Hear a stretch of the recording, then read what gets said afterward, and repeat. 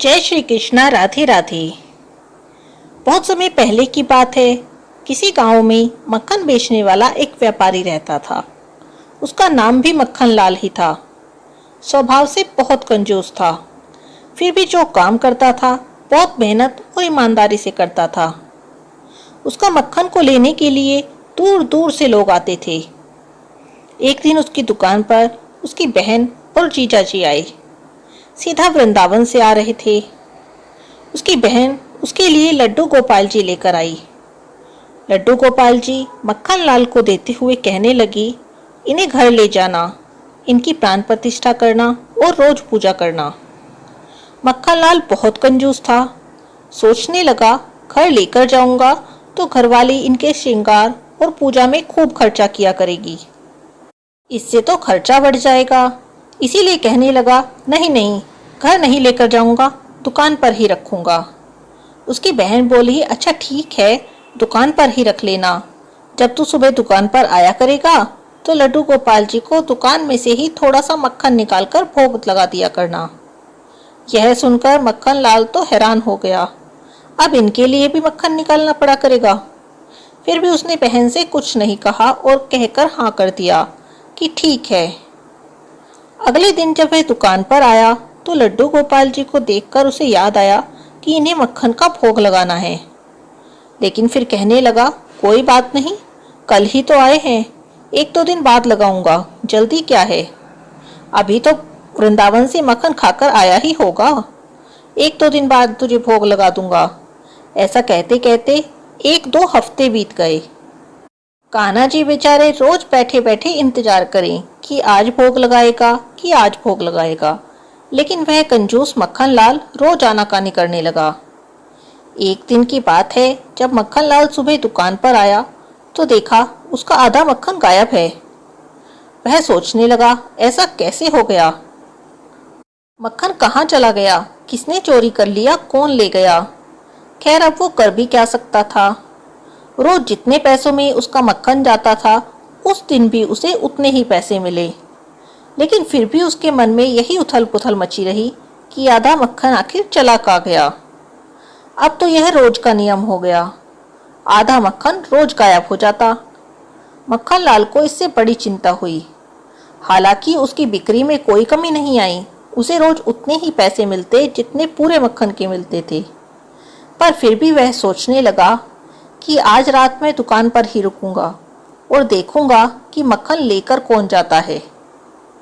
उस दिन वह दुकान पर ही रुक गया।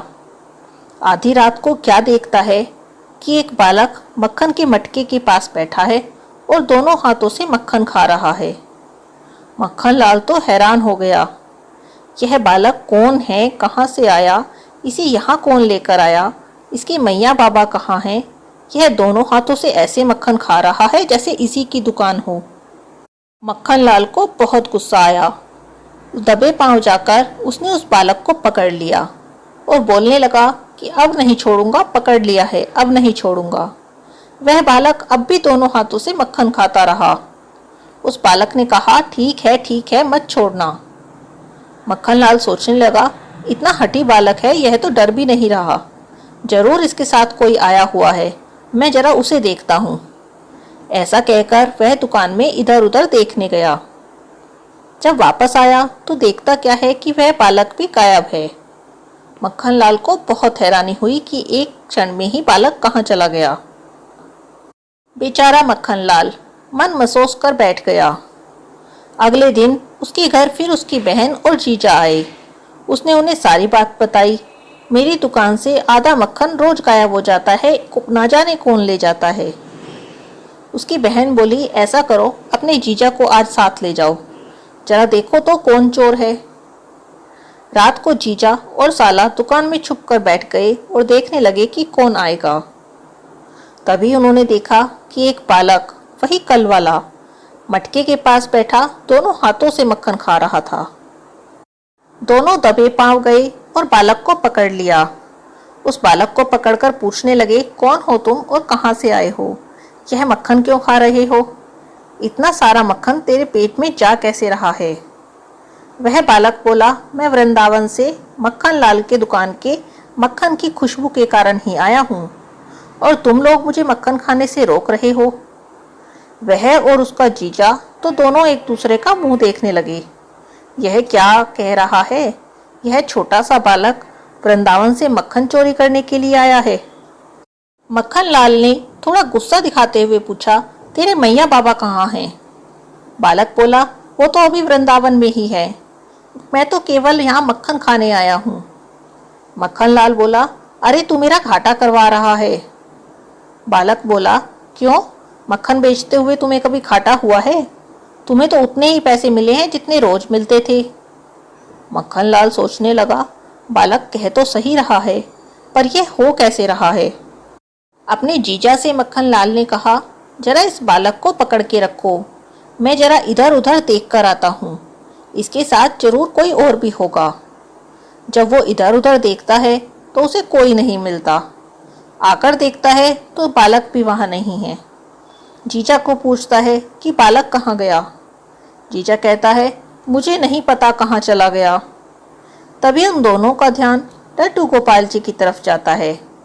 वो क्या देखते हैं कि लड्डू गोपाल जी के मुख पर तो बहुत सारा मक्खन लगा हुआ है। यह देखकर दोनों हैरान हो जाते हैं। अरे ये तो लड्डू गोपाल जी हैं जो बालक के रूप में आते हैं और मक्खन खाकर चले जाते हैं। जीजा कहते हैं, मक्खन लाल तुम तो धन्य हो, लड्डू गोपाल जी साक्षात तुम्हारे मक्खन का भोग लगाने के लिए आते हैं। जीजा ने कहा, मैंने तुमसे पहले ही कहा था, इनको रोज 1 कटोरी मक्खन का भोग लगा दिया करना, तुमने नहीं लगाया, तो अब देखो वह अपने हिस्से का आप ही ले लेते हैं। मक्खन लाल कहने लगा, मुझसे गलती हो गई, मैं इनकी ऐसी लीलाओं को तो जानता ही नहीं था। अब रोज इनको माखन का भोग लगा दिया करूँगा, रोज पूजा भी किया करूँगा। ऐसे ही हैं लड्डू गोपाल जी, उनको जो चाहिए प्यार से नहीं तो छीन कर ले लेते हैं, कभी कभी तो चोरी भी कर लेते हैं। मक्खन लाल भले ही कंजूस था, लेकिन उसके मक्खन में मेहनत और ईमानदारी की खुशबू थी। इसीलिए गोपाल जी वृंदावन से माखन खाने के लिए मक्खन लाल की दुकान पर खींचे चले आए। अपने भक्तों के साथ कान्हा जी ऐसी ही लीलाएं करते रहते हैं और अपनी लीलाओं से अपने भक्तों को आनंदित करते रहते हैं। आज की वीडियो में बस इतना ही। हरे कृष्णा, राधे राधे।